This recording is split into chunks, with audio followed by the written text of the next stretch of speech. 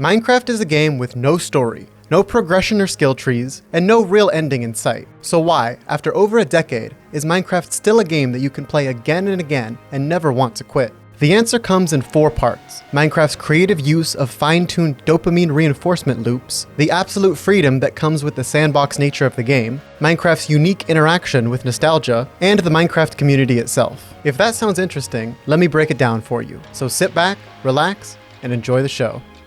Now, the evil-sounding dopamine reinforcement loops aren't nearly as malevolent as they sound, but dopamine is one of the most important ways Minecraft keeps you hooked. Dopamine is a chemical that's released in your brain, and because you didn't click on this video to get a chemistry lecture, dopamine basically just makes you feel good when you complete a difficult task. In real life, that could be figuring out a math problem, or building IKEA furniture. But in Minecraft, it's things like mining for rare ores, smelting items, enchanting, crafting something valuable, and a whole bunch of other stuff. Some of these even take it a step further by playing little sounds or jingles when you complete a task, like the sound that plays when you take something out of a furnace, or the satisfying ping when you mine a diamond, or the sound of collecting XP after you've killed a mob or traded with a villager. Advancements also do this by playing a powerful sound and announcing your success alongside flashy visuals. And they even announce your gamer tag, making the success feel personal and earned. Mining takes this dopamine concept to a whole different level, because it's basically gambling. That's right, going down into the mines is just as bad as walking into a casino with your child's entire college fund sitting in your pocket. Jokes aside, the key behind why mining feels so satisfying is that it really is a gamble. You never know what's behind the next block or in the next cave over. And the danger of mobs, lava, and running out of food create a high-pressure environment that makes finally seeing those beautiful baby blues feel so satisfying. Another great sense of satisfaction comes from finishing a build, but this one has no in-game interference. The feeling you get comes solely from you, and being able to see the beautiful thing you've created after a hard day's work. The second aspect of Minecraft that makes it so replayable is actually something it lacks: goals. Almost every other game has some set goal, whether it be levels to play through, skill trees to master and expand, or a narrative story to go through. But Minecraft is a true sandbox. Sure, there's natural progressions like ore rarity and the basic overworld nether end progression, but other than those small things, the goal of the game is up to you. Want to gather resources and build a beautiful mega base? Then that's your goal. Want to fully automate everything in the game using redstone? Then there's your goal. Maybe you want to travel the world, wiping out villagers until the pile of square-shaped skulls reaches so high it pierces the very heavens above.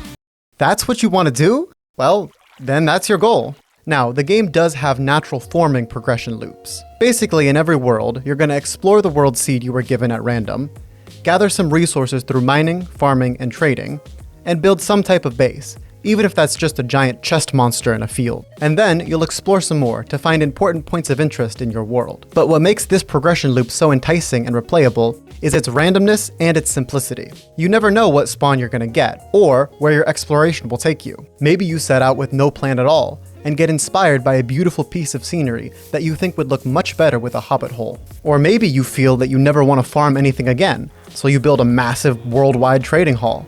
The point is that the game will always be the same, but who you are each time you replay it, and what your thoughts and actions will be, is something that's going to be different every single time.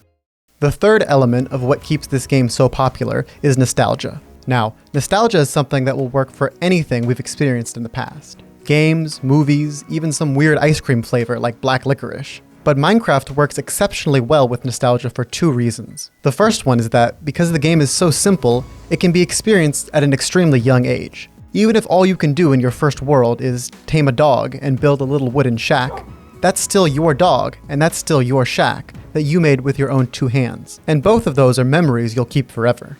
The other reason Minecraft works so well with nostalgia is that when you're a kid, you're at the peak of your creativity. There are no rules for a child, and in a game like Minecraft, you can do the video game equivalent of coloring outside the lines. Nothing has to make sense, and things only have to follow the whims of your adolescent creativity. So when you come back and play the game at some point later in your life, it can re-spark some of that creativity that you had as a kid, even if that creativity has been eroded by the world around us.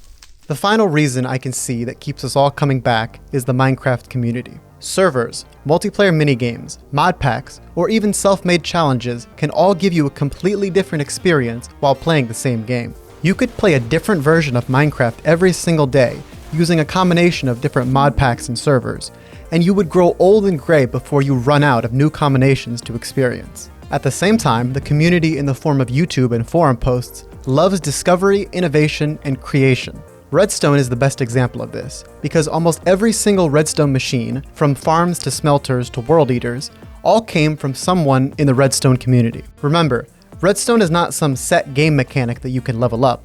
It has certain rules and interactions, but what redstone can do is entirely up to the user and how smart and creative that user can be. The redstone builds you see now in the Minecraft community are a culmination of every redstone invention or discovery that came before it. On the building side of the community, there's no shortage of community posts showing off impressive builds for things as small as a house to as massive as builds that stretch across worlds. And that doesn't even take into account the accessibility part of the community. I have a 7-year-old's understanding of redstone, but all I need to do is look towards the community and find a near endless supply of guides that don't just show how to create something with redstone, but explain it in simple terms and help me learn how that redstone works. And it's the same for the creative building side. Guides on how to make terrain look natural, how to make seamless looking gradients, and how to plan massive builds are everywhere. The Minecraft community is something entirely unique in the world of gaming. I've never been able to find a community with a stronger love for its game and who's dedicated to helping its game grow like Minecraft. So maybe you do quit Minecraft today, but the game, it will still be waiting with a brand new experience, a community ready to help, and that spark of creativity that'll never go out. Thank you so much for watching. If you enjoyed the video, please drop a like and consider subscribing. And if you have any ideas for future videos, feel free to leave them in the comment section below. As always, thanks for watching, and I'll see you next time.